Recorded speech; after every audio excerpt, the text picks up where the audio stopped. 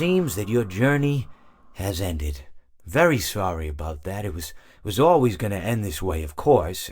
If it weren't by me, it would have just been by some other, terrible thing. Just, you could not imagine how terrible it would be. Just, I get scared thinking about it. I'm glad it's not me. It reminds me of a time I was speaking to my good friend Orville. We were sitting on a park bench watching the pigeons. I was on the left, he was on the... Oh, wait, was I on the right or left? Anyways, it doesn't matter. We were sitting on there watching the pigeons. And I said to Orville, "Friend, those birds are frozen." And he kind of looked at me like I'd lost my mind. But I reminded him that it was winter, and often birds will sit in a tree until they freeze.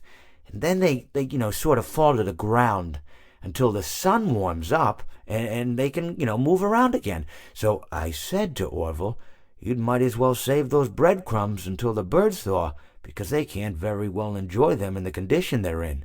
To which he asked what I meant, and asking what condition the crumbs should be in before he threw them to the birds, assuming that I meant the birds couldn't enjoy the breadcrumbs in the condition that the crumbs were in, when in fact I had meant the birds could not enjoy them in the condition that the birds were in, considering that the birds were frozen. So he took a moment and then threw his last handful onto the ground. I said to him, "Orville, why did you throw the breadcrumbs to the birds when I just told you they're frozen?"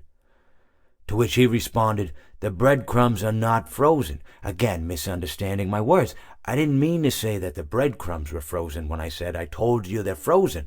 I'd been referring to the birds. In hindsight, what I should have said was, and this would make perfect sense, "Why did you throw the breadcrumbs to the birds when the birds are frozen?"